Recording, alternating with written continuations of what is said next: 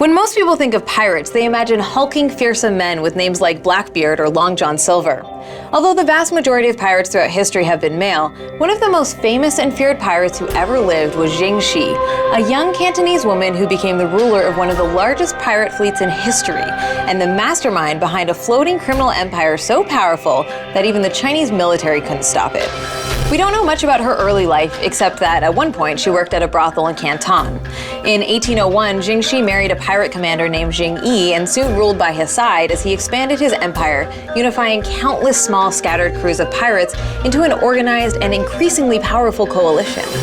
When her husband died suddenly in 1807, Ching Shih knew exactly what to do. She stepped in to claim the leadership for herself, taking control of somewhere between 40,000 and 60,000 pirates. Their acceptance of a woman as their commander remains a remarkable testament to both her political skill and the respect she must have earned from the crew. She soon appointed her adopted son, Jing Pao, as the commander of her most powerful fleet and eventually married him. It was a little creepy, but the two became a formidable team whose raids were feared through the South China Sea. We don't know exactly what Jing looked like, although some historians have assumed she caught the eye of her pirate husband through good looks rather than her considerable intelligence.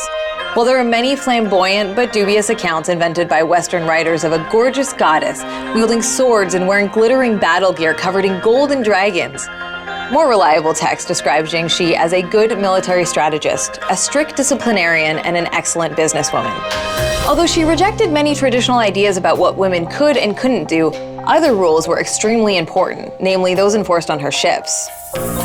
With the help of a code of conduct drawn up by Jing Pao, she helped establish clear rules for the behavior, finances, and power structure of the fleet, as well as the draconian punishment that awaited anyone who dared to disobey or cheat her. Her rule was unquestionably harsh, not only for the victims of her raids, but for anyone in the fleet who dared to step out of line. All plunder had to be registered, with 80% of the loot paid into a general fund. Somewhat ironically, stealing from the fund was one of the worst crimes a pirate could commit, and the punishment was death.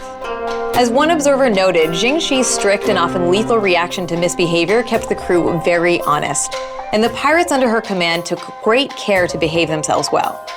Through careful and ruthless management, Ching Shih made the bloody and chaotic work of piracy into a highly organized business, and business was good, making her a very wealthy woman. And of course, like so many male leaders, conquerors, and generals throughout history, her prosperity and success came at the cost of innocent lives. Her remarkable story is a reminder that regardless of the limitations placed on them, women can be anything that men can be. Brilliant and brutal, courageous and cruel, powerful and dreadful. The Chinese government devoted considerable effort to crushing the pirates, but thanks in large part to Ching Shih's strategic skill, her fleets became so powerful that the government eventually stopped trying to destroy them and started trying to negotiate with them instead. Ching Shih knew that piracy was not a wise long-term career, especially when the most common retirement plan was death. So in 1810, she stepped off a boat surrounded by the wives and children of her pirates and walked completely unarmed into the office of the local governor general to discuss amnesty.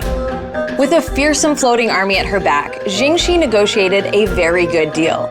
Not only were she and any other pirates who surrendered completely pardoned by the government for their many, many crimes, they got to keep all their ill-gotten plunder and even receive jobs from the government if they wanted. Her husband was appointed a lieutenant in the Chinese Navy where he commanded a private fleet, made up of former pirates, of course. Thanks to her exceptional cunning and bravery, Ching Shih ended her life of piracy not as a criminal behind bars or the casualty of a raid gone wrong, but rather by gathering her riches and retiring in comfort as a law-abiding citizen. Well, mostly law-abiding. She spent her later years running a gambling establishment back in Canton, where she reportedly led a peaceful life, or at least as peaceful as she could manage while presiding over a notorious gambling den. When she finally died in 1884 at 60 years old, she had transformed herself from a relatively powerless young woman into both the most powerful female pirate in history and into something almost as rare, a pirate who died from old age.